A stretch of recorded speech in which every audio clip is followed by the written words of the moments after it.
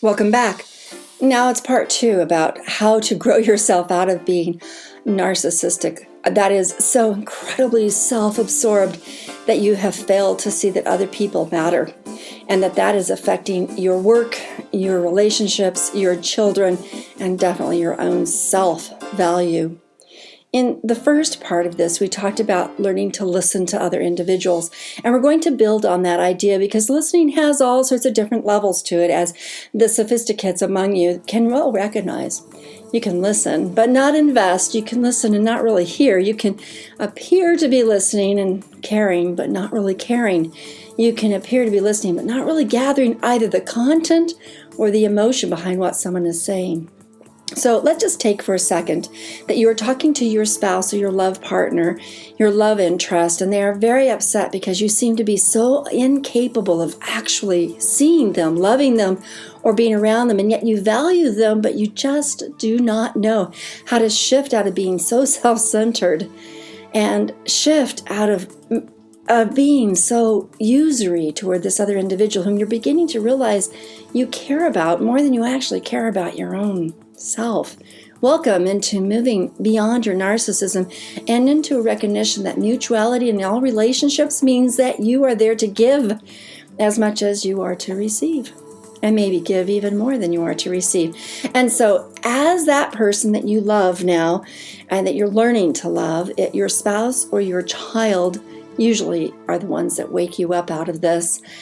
The first step is to listen. And so we talked about that in aspects of catching yourself and how you try to turn your listening skills off by some rationalization that they don't matter, or that it doesn't benefit you, or that you just don't care because there's nothing in it for you in the conversation. Forget it. When you're listening to another individual, it is an act of giving. And it's an act of giving several things. 1, the attentiveness of your brain to the content of their words. 2, the realization that their words that they're using may not mean what you think it is, and so you must decipher or translate accurately what it is they're saying into an accurate representation of what they're trying to get across. And 3, to feel the emotions, the attitudes, and the history behind what they are saying. Remember, most people, when they're talking emotionally, desperately fear that they're going to be shut down, or have angst that if what they are saying is not taken seriously, that it will cause them distress or pain. They are in need of being recognized that their content is worthy or meritable to them from their point of view, and that they're expressing somewhere inside themselves a need, and a need in themselves may be out of self-respect or respect for someone else that they are trying to stir inside of you.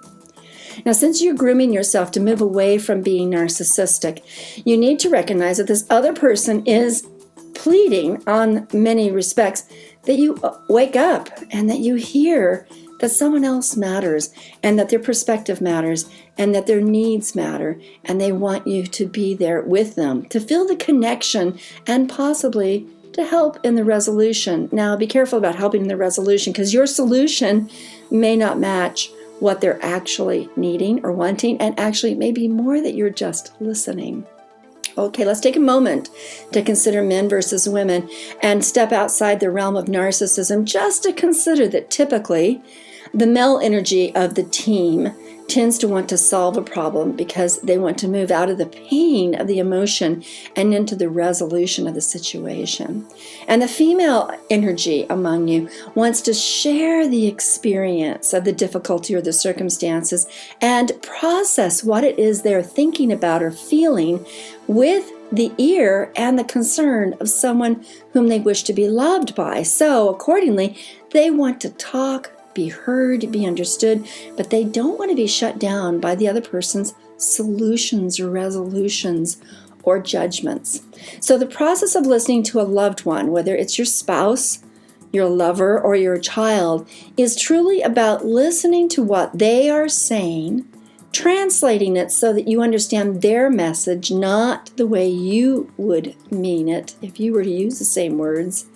And thirdly, to feel the emotions and the attitudes behind what it is they're saying so that you feel the depth of their message.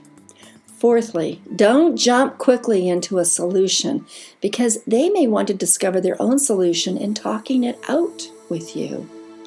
And therefore, they may greatly appreciate that you've been there just to hear the process, or just to share the moment, or just to take in the emotions of the event that they're expressing or describing, and that they will feel that you've connected to them if you shared with them their process.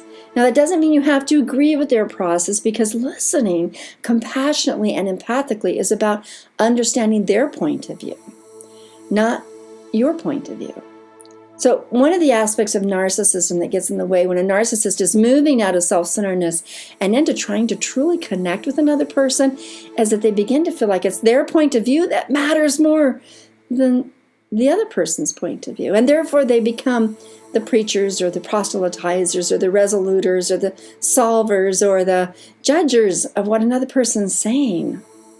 So now that you understand a little bit more about what it means to actually listen, go out there and practice the art of listening and translating and pausing to understand their emotional materials, feeling it with them in a kind, compassionate way.